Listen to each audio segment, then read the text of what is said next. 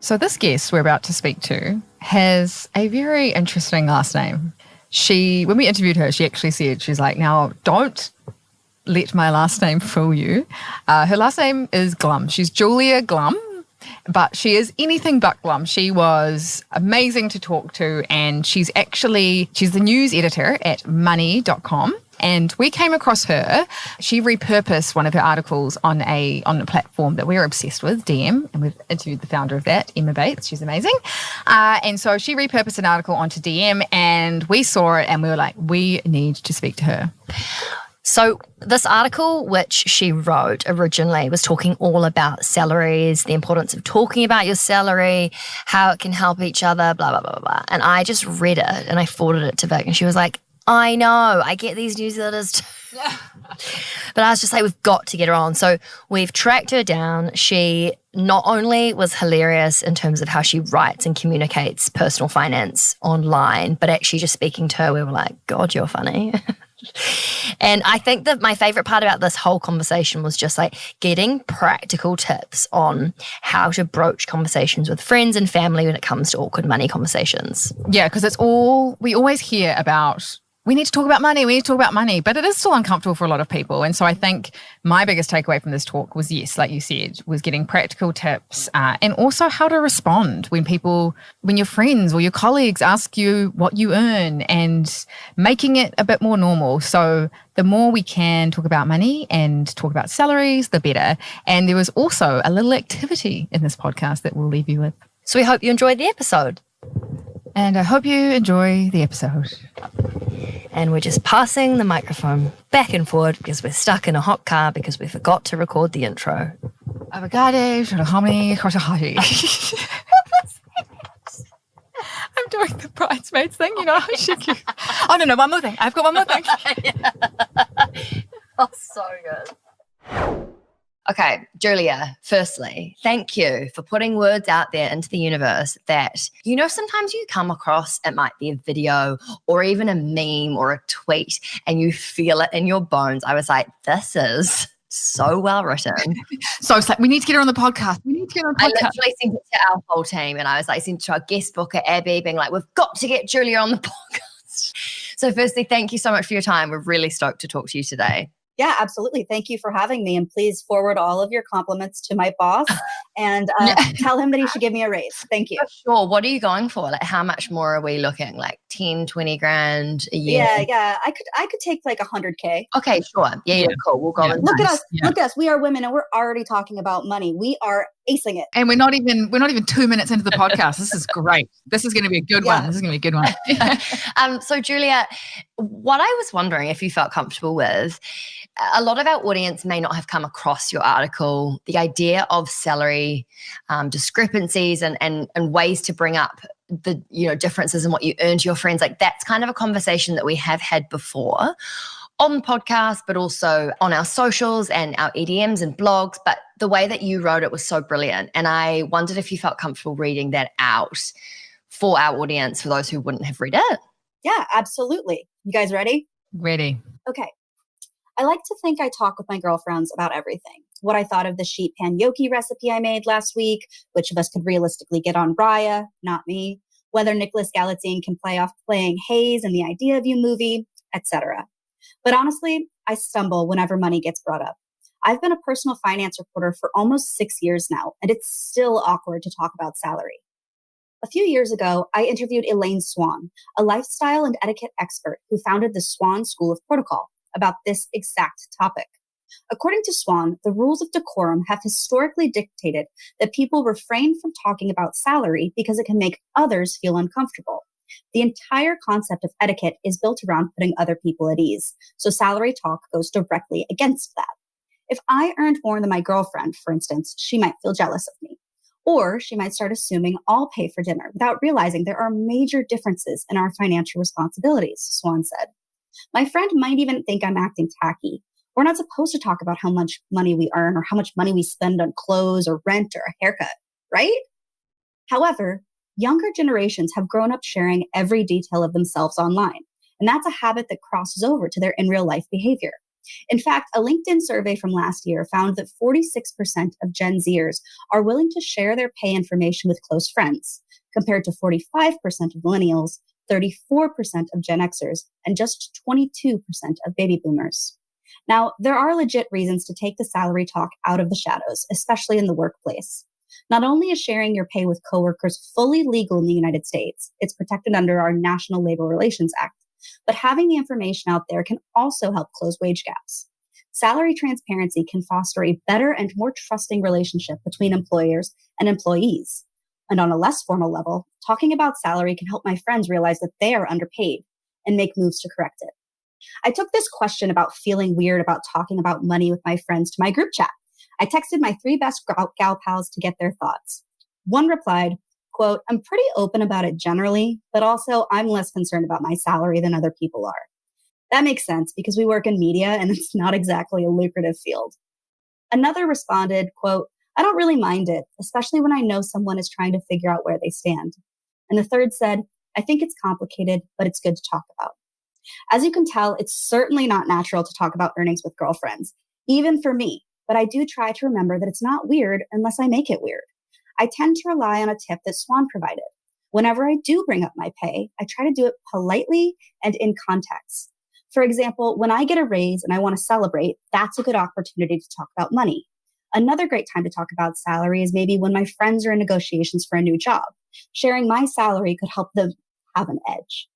Now, not to get on a soapbox, but I do try to remind myself that when it comes to pay, women are at a disadvantage to begin with. Even now, American women earn an average of 82 cents for every dollar that a man does. It's important to talk about salary so that we can continue working toward equal pay. And one tiny way for me to contribute to that movement is by talking more about my salary. At the end of the day, I'm just talking with my friends, and we're all rooting for each other to succeed. I'll leave y'all with this. If we can discuss our piercings that never quite healed correctly, brainstorm the best caption to use for an Instagram carousel, and debate which Sarah J. Maas series is the smuttiest, we can certainly talk about our paychecks. Oh, so good. Love it so much. Love it. Incredible piece. That was amazing. I was like in a trance. You talk about money in a way that's fun and funny, and it humanizes it, which I love. Is that always the way that you've written about finances, personal finances, etc.? That is how I try to approach it, yes. I think that personal finance in general is so tricky and so intimate that it's really easy to avoid it as a topic. And it's also easy to, I think, run into condescending advice. Like the internet is full of money advice, but I find so much of it to almost be degrading. Like, oh, how do you not already know this? How do you not already have a high yield savings account with an online bank? How do you not already have your 401k match maxed out? And so to me, the best way to kind of correct that course or to make content that I put out into the world is to take like a collegial approach, like a, hey, I didn't have a savings account till I was 24 either. Like, no problem. We're going to figure it out together. You don't know how to invest in BD. Like, let's figure it out. And so that is at least the way that I like to approach, my own content. And I also find that a lot of advice out there is so general and so wish-washy, and it's like, okay, give me practical tips, tell me how to do it, like handhold me so that I actually do it, rather than just like, you should save a large amount or you should invest for the long term. It's like, okay, what is long term? What is a large amount? What do I need? Like, give me specifics. It's so annoying. I do think it's very challenging because a lot of personal finance advice can't be specific, right? Because every single person's situation is different. Every single person, was brought up in a slightly different way, lives in a slightly different place, has a slightly different income, has slightly different goals. So I do empathize with the blogs out there that aren't giving you the step-by-step, like regimented advice. But I do think that there are some general rules of thumb that we could do a better job communicating. Yeah, I couldn't agree more. And I think also the gap between the finance industry and the everyday person I think that's a real problem, because even the idea of saying long term for Vic is so obvious, and it just meant nothing to me. And it's not language I ever use in my normal daily chats. I'm not like, oh yeah, I'm doing this for the long term. Like, when do you ever hear that? And so I think that there's also this issue with like, it's not so much that people aren't trying to be helpful. It's that for so long these conversations have been within the finance industry, particularly. And so to kind of bridge that gap between the finance bros of the world and me, who I don't have a huge amount of finance experience, Vic's more the teacher in this dynamic. You need the people like you. Let's laugh about things that we can relate to, that are, I don't know, just speaking in a way that's humanizing and making it more fun. Because going back to kind of the article, I think when we started The Curve, when we started talking about money, I don't think we realized the can of worms that we'd opened, I think. And we didn't realize how systemic the gender pay gap was for women, how impactful it is over their lifetime. And the whole preface of that article was about salary transparency. So can you just help me understand, why is salary transparency so important when it comes to the gender pay gap and closing the gender pay gap? Yeah, so that's a big question, and I hesitate to talk about it in quite such academic terms. But I can tell you, anecdotally, when I know what my coworkers make, it helps me then negotiate my paycheck. Right now, I don't know how it works where you guys are, but we're in the middle of reviews season, right? And so they'll be telling you what your raise is, or this is the time where you try to move up the totem pole if you have a staff job, or a lot of people are just looking at their new year finances and trying to figure things out. If I am able to say, I know that the male coworker who does the same job that I do and doesn't have more qualifications than me makes more money than me, that's like information that I can use. And it becomes very difficult, I think, for an employer to justify paying different salaries for the same experience. And if I didn't have that information, if I was just going into these sorts of conversations with management blind, it would be a lot more difficult for me to advocate for myself. So the more proof, the better. And I also find with people who are at other companies, right? It helps me know what the industry standard is. It helps me know that I am well paid, which is something that I'm thinking about all the time when I'm thinking about if I'm going to stay at my job or if I'm going to leave my job. It helps me know which companies are supporting their employees for when I am ready to make that leap. I just think that kind of taking this talk out of the shadows is so important, because knowledge actually is power in this sense. But knowledge is power, and that power is like actual dollars and cents. Okay, so for people listening who are like, I get it and I want to take part in this conversation, but every time I try, it's so uncomfortable. Or like you said in your article, the difference between how Gen Z, millennials, in terms of the different generations, some feel more comfortable about these conversations than others. What kinds of easy go-to or like advice or thoughts do you have on that to help people ease into a conversation that feels really prickly? Yes, that's a great question. So I think I would have a couple of recommendations. And I did take some of these recommendations when I was doing some research from Lizzie Post, who is in the Emily Post Institute family. They have written etiquette books for like 100 years. So full disclosure, some of this advice is from her. But some of the things that really resonated with me is recognizing, number one, that this is a private topic. So it's something that needs to be talked about in private. Like, let's maybe not talk about salary when we're at a house party. If you're feeling uncomfortable, the other person is also feeling uncomfortable. If you're in the crowd at a concert and you have to shout that you're making $30K to the friend next to you, and also that guy over there who just spilled his gin and tonic on that girl is also going to hear, like, that is a high pressure situation, and you don't need to add pressure by talking about something that is really intimate. So I would say, choose the right time and place to talk about money. I would also say, acknowledge that it's weird. Acknowledge that it doesn't feel supernatural. I would say, you can use a phrase like, I understand if you're not comfortable sharing, but, or if you don't want to talk about this, that's totally okay. But like, give the other person an out right up front, and they'll let you know if they don't want to talk about it by taking it. I would also say number 3, it's kind of like a reciprocal situation, right? Like, I think it would be weird if I asked my girlfriend what her salary was and I didn't offer up my own salary. That is kind of an uneven footing, and that doesn't feel good for anybody. So I would say you can start maybe after you give them that out, or maybe before, you offer up a piece of information yourself and kind of let things unfold naturally from there. And then number 4, I would just say it needs to be contextual. It needs to not be out of the blue, like, oh, Julia is always bragging about how big her 401k is. It needs to kind of, like I said in my article, be part of the conversation, be relevant. Like, we can talk about salary when one of us gets a raise. We can talk about salary when we're thinking about changing jobs. We can talk about salary or earnings or our savings and spending goals when maybe we're talking about doing a group trip next year and I don't really feel comfortable with that because I want to buy a house. I think it's mostly just about context, putting the other person at ease, offering up your own stories, and generally just, I think, approaching it in a respectful way, which is how I would hope that I'm talking to my friends anyway. I would hope that I'm being respectful. I have been in a situation where my friend got a raise and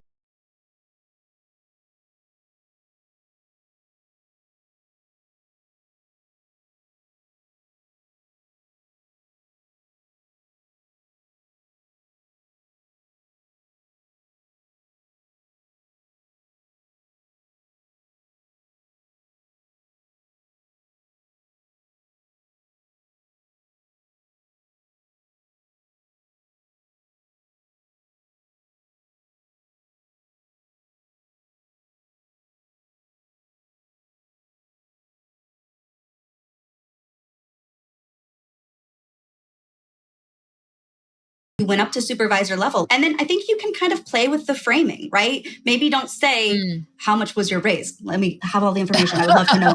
Like, maybe you say, so how I would do it. Did your title bump come with any reward? Or I hope they're paying you more for that. Sounds like you're going to have a lot more responsibility. If they don't take the bait, I don't know if you need to force it. Yeah. What about afterwards when you do disclose your salaries? You've disclosed yours, say it's $80,000, they've disclosed theirs and it's $400,000. How do you then move forward? Because that's going to be uncomfortable for both of you. How do you then move on from that and be like, okay, cool, sweet. So you're so much richer than me. Yeah. Oh, no. Yeah.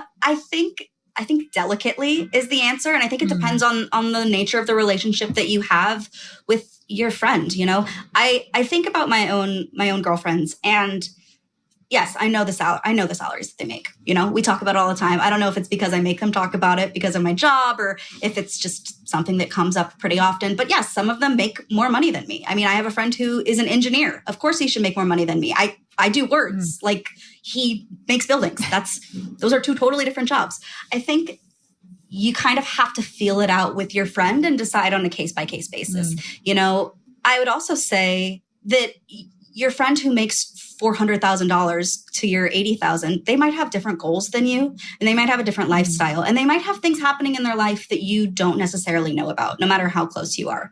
They might make $400K, but they also might have insane student loan debt. Like, they might not have the actual income that you do because they are having to pay these bills. They might have a medical situation. They might be sending money home to their family. They might be terrible with money or terribly unhappy.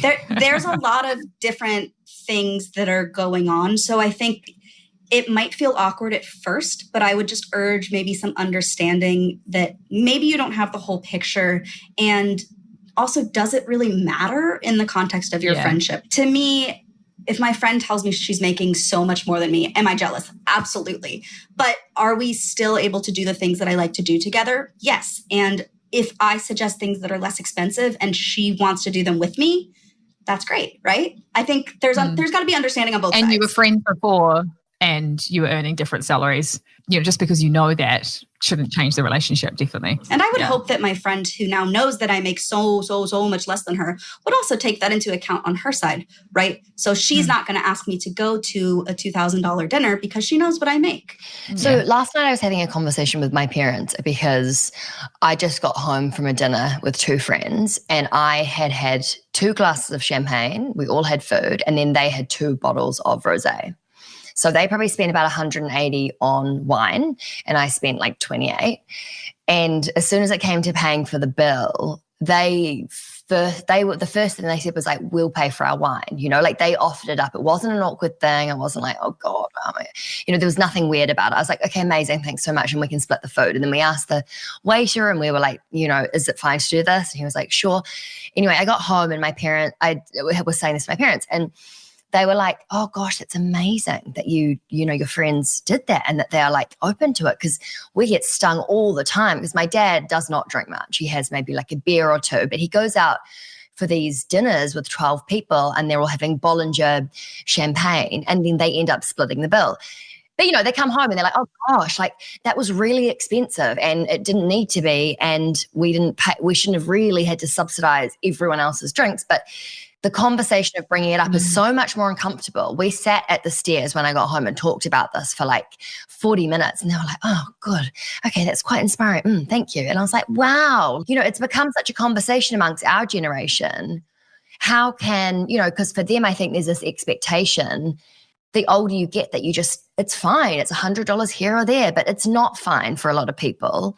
And maybe it's just lacking a bit of awareness. But how can someone who's maybe never brought it up before, whether they're our age, whether they're older, approach something like that without feeling ashamed or less than or any of the awkward things that come along with those kinds of conversations?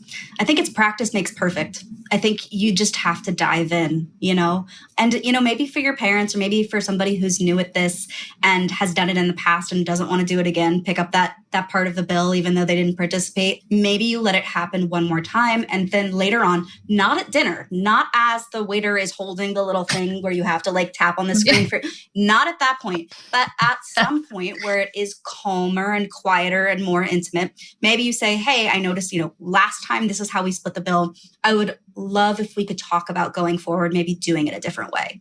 Don't come on too strong. Have it be kind of a vague thing that you put out there and then see how they react. The thing that I have to remind myself that I really do have a hard time with is that these people are my friends. Like the people that I'm having these conversations with and that I'm worrying about having these conversations with are my friends. I talk to them all day long on GChat. I Instagram DM them pictures of Joe Jonas all day long. Like they are probably in the same headspace that I'm in. Like if I'm worried, they're worried, and they don't want me to be uncomfortable just as much as I don't want them to be uncomfortable. And so it's really easy for like my neurotic brain to kind of send itself into a tizzy. But I do try to come back to the fact that I have a relationship with these people. They know that I'm not being stingy. They know that if I'm asking to split the bill a different way, that there's a reason behind it. And I hope that they respect me. And I would hope that your parents, friends, or whoever is in the situation would also respect them. It's kind of like if you're on the receiving end of that conversation, it's right. Someone else shouldn't be paying for your wine. So it's almost, you might get a bit uncomfortable or feel a bit weird, but then you'd probably go away and sit with them and be like, yeah, well, that's kind of right. I had another situation happen not that long ago, whereas I'm also probably going to have to sense check if this is okay to share on the podcast afterwards. Don't say names. No, I kind of have to. I mean, so my parents are separated, so it was one set of parents. Anyway, we do this segment called The Big Share, and we have people in our community send in blog posts about things that they've experienced within the financial space, whether it's inheriting a huge amount of debt, being 30 and still broke, like all sorts of different things. And it's really, really amazing and cool to share those. It's a chance for people to write and also a chance for other people to read different situations. Anyway, one of the ones that came in was about how this woman inherited, she was 23, and she inherited so much debt that basically by the time she'd paid it off, I mean, she could have bought a house with the amount of debt she inherited in London. It was so much. And it got me one of the main takeaways from that was you need to talk to your parents about money. Like you need to have these conversations with your parents to know like what's their financial situation, what's their retirement, aka 20-year holiday looking like? Are they in debt that you're going to inherit? And just understanding that so that even though it's uncomfortable, when they're not around, you're very aware of what kind of situation you're walking into. So I brought this up at dinner one time. Not that long ago. Didn't go very well. I don't think I had a lot of tact with it. I was sort of trying to be like, how are you looking for retirement, when you're looking to retire, are you able to, are you having to work at the moment? Do you have any debt? Like, I was really sort of asking some pretty awkward questions. And in terms of like inheritance, I was like, is there very clear stuff in writing around what was given versus what is a debt? And anyway, I went a little bit down a rabbit hole thinking I was doing a good thing. And it really backfired. It was like an awkward conversation, didn't go down well. My sister was like, what the fuck was that? I was like, oh no. I was just trying to I'm just trying to help. And I said to my sister afterwards, I was like, well, no, because I read this article and this girl had all this debt. And, I was just wanting to sort of like protect us and be aware. And how can we kind of use the framework that you spoke about with friends to copy and paste that potentially in a different dynamic where it's still really awkward to talk about money, but yeah, like it's being respectful of one party while also getting the information you need. I think it goes back to context, right? Like you just said in that example, and I'm sure that you summarized it for me. So I know that there's more to the story than what you just said, but you mentioned that you brought it up at dinner and it was awkward. And then later you talked with your sister and you were like, well, I read this article and that's what made me worried, right? I would say, did you discuss that with your parents? Did you open with, hey, I read this article and it really freaked me out. And I would love for us to talk about this if you guys feel comfortable about it. No, that would have been a way better approach. See, I think if you just she's just like, plunge are you guys ready for retirement? Are you dying? How much money do you have? Shit. You in debt? Oh. No, so I would say, just like we talked about with friends, like finding a private time to talk about it, maybe do it one-on-one, do it in context of getting a raise or reading something that freaked you out. That's totally fine. And just, again, say something about yourself. I'm worried about this. I read an article and it totally made me feel uneasy, or my salary is X. Do you feel like we could talk about why? And then kind of use that as a transition. And listen, I am not an expert at this. I am drawing on my own experiences and what experts have told me is it's not a science. But I do think it's something that we should all really try and get in the habit of doing, because I do think it benefits us. It'll benefit you when, the day does come that you're going to have to deal with estate plans. It will be helpful for you to have had these conversations, as weird as they are now. Yes. No, I had a situation. So I have been fortunate enough to have a career in finance, which for generally means that you do earn. Even talking, you're so awkward. I know. You just. It feels strange. I know. So I was fortunate to have a large salary. We got great bonuses, but I was conscious that I knew that I was earning a lot more than a lot of my friends. And I remember one night when we were younger and a bunch of us were jumping out of a taxi van. And there's always that awkward moment of like, who's going to put, someone's like, who's going to pay for it? And someone's like, I don't have cash. Anyway, and one of my friends, then there's that awkward person that just kind of just like tries and hides. Don't look at me. Pay and, yeah. Anyway, and one of my friends turned to me and she's like, oh, well, Vic earns the most, she can get it. And it was in jest. And she was like, jokes. And I was like, well, you're not joking. And also, now I feel uncomfortable and I feel like I have to get it. And it almost started the sense of shame of how much I earn. Yeah, it was like this is a really triggering moment where I was like, oh my gosh, should I be paying for everything? Is that how it works? Is that, I don't know what everyone else earns, but I assume, and it just kind of spiraled me. And so, yeah, I think I've always had this. I had no idea that happened. And that makes so much sense. Yeah. Right? It was like, because when we first started having these conversations about salary transparency, we started an anonymous salary spreadsheet. And we have like thousands of people that have put their details in, which, by the way, if anyone wants to look at, we'll put in the show notes for the podcast and you can add your details too. But when we first started this, I remember thinking, God, this is so interesting and like really important. But Vic was super uncomfortable with it still. And we still hadn't talked to each other about what we'd earned. But I had no idea, Vic, that had happened. That's like hugely confronting. And like, no wonder you felt funny about it for such a long time. Yeah, which is why it's kind of having conversations about salary with friends is, I totally see it and with employees and colleagues, and I totally get it. And for the greater good, I'm like, yes, we all need to be talking about salaries. But yeah, I just think coming from a place where it has been quite triggering early on in my life, I guess I'm now more confident where I'm like, I'd probably have a different response. But yeah, it was just quite an interesting dynamic. It was kind of the first foray of talking about finances with my friends, and it wasn't the best one, to be honest. Yeah, that sucks. I'm sorry that happened to you. Yeah, I think you felt uncomfortable in that situation with that joke, rightfully so. Yeah. I think something that I always try to remember is like you don't know what somebody else's entire financial picture looks like, right? You could be talking to somebody whose family grew up really poor and they never had enough to eat. And so when they order too many appetizers for the table, you make fun of them. And it's like, it's a little tricky because unless you know somebody's entire history back to front, which I don't think I do with any of my girlfriends, I like to think we all have like depths to explore, you know? Yeah. I think it's maybe not something to joke about in that way. And if you find yourself joking about it, maybe try and cut back because you don't want other people to feel uncomfortable. I would never want my friends to feel uncomfortable talking with me about anything, you know? I think it's also realizing income's only one side of someone's financial situation. You have no idea what their expenses are or their outgoings. They could be earning millions but be terrible with money, or have really sick children that they need to pay for and therefore they don't have hardly any disposable income. Yeah, you have no idea. It's judging someone by what they earn is really only one side of the conversation, definitely. I wanted to touch on just the legalities of talking about salaries with employees and employers, because when we did the anonymous salary spreadsheet that Soph was talking about, we did have a few employers reach out saying, I don't want my staff talking about salaries. I don't condone salary transparency. And I know in some countries like Australia and the US, it's illegal for employers to make their employees keep their salary confidential. And in the UK and New Zealand, they're kind of getting there.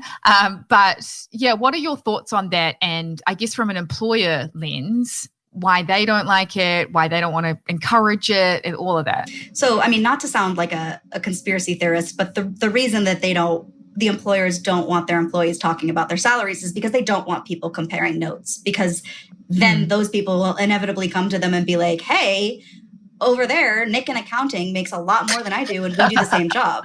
Give me a raise or I'm walking. Like, I understand why the employers don't want us to talk about it. It's very clever, actually. It's a profit thing, right? But I do think that it is something that is very, very important to do for the reasons that we talked about. You know, when you have proof of somebody who is making more or less than you, honestly, for the same amount of work, you know, that is an issue that they need to have the power to rectify. So we have this trend happening here in the States. I don't know if it's happening other places where certain cities are now passing laws where you have to put the salary range for the position in the job posting. That is not something we've always had here. It's not something that's nationwide right now, but we do have it in New York City, which is where I live. And I do think that it's kind of been a springboard for a lot of these conversations around salary that we weren't having before, because it does give everybody at least one piece of information, at least one benchmark for them to compare themselves to. So that goes for current employees. So say that my company advertises a position that's very similar to mine and I see that the salary range is way, way, way, way, way higher than I make.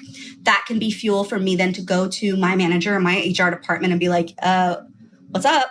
But it also can be helpful in terms of deciding what is too low for you, deciding what is maybe not in your range, which you can't make workable. And then again, talking with your friends. So I don't know about you, but my friends are always sending job postings back and forth. And it can kind of be a foundation for our own discussions about our own salaries and our own careers, because I can pick up on clues as we're talking about what the listed salary range in that job posting is, that I can then infer kind of how my friend feels about money and how I might start to think about my own earnings. So I'm a big fan of salary ranges in postings. You don't want to get pigeonholed, though, I think, in saying that everyone's going to earn X amount. And then if someone's really good at their job, they still get paid X. If someone's really bad at their job, they still get paid X. I think that having a band, though, is really good because it allows for individual performance, but also knowing the value of what you're going into, knowing the value of the job, what you're going to get paid, the compensation.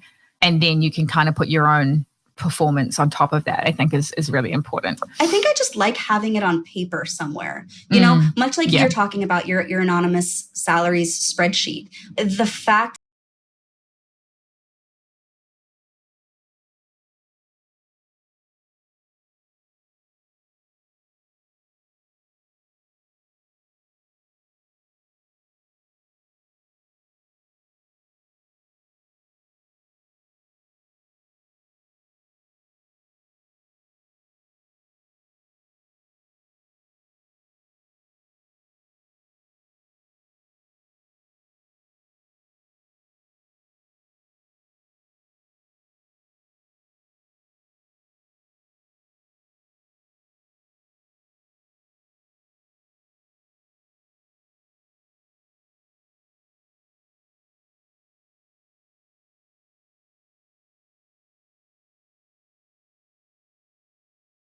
the interview and they're like, how much are you hoping for? And it's honestly, it's like, oh, but how much do you have? Oh, how much do you want? How much do you have? And you're like, oh, God's sake. Can someone just give us a bit of a roadmap here? Because like awkward for everyone. And then within those 5 minutes of them asking that question, you're trying to figure out, oh, don't sound too greedy. Don't price yourself too high. Don't sound too greedy, but don't price yourself too low. Blah, blah, blah, 100 grand. Like you're just like, and they're probably in their head going, wow, we were going to offer 150. Like just, it's so annoying. It's so shit as well that it comes down to that one moment. It's nothing to do with your ability, nothing to do with anything else other than how you answer that question. Like, come on, let's not be so shit to everybody.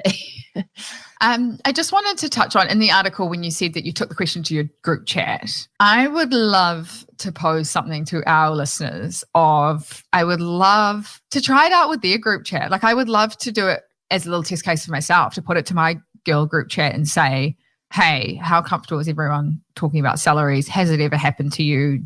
Are you open about talking about it? Can we do it as like a game thing? So it's like people can share their replies. And then share the responses. Yeah. And obviously anonymously. But it would be a really cool thing to just like open the combo. What would be a fun first text? Yeah, I love that idea. I think that's a super fun challenge that everybody should try to take. I think I would advise that the first text would be like, hey, random question, want to try something? How does everybody feel about sharing their salary? And then I would say that is a great group text conversation up to a certain point, because I don't know how comfortable everybody would feel discussing hard numbers in a screenshotable environment. For sure. That is something that my paranoid brain might feel a little bit uncomfortable with. I would love maybe to see people use it as a springboard, right? So say, hey, just want to try something. Everybody put in the chat, no judgment. How do you feel about talking about money? And then using that as fuel later on when you are in person, not at a house party, not in front of a ton of people, not when the waiter is over your shoulder, but in a comfortable situation to kind of circle back to that and be like, yeah, so I make 80K. Hey, do you feel like you're fairly paid for your job? Leave it open-ended. Yeah. And then people will respond. But yeah, I love that. Put it in the group chat. It's uncomfortable. It is something that you're going to have to practice over time, but I think it's worth it. Like, I think it's worth it for you personally. And I also think it's worth it for like women as a whole and for society and the world and all of that good stuff. It is uncomfortable, but it's good.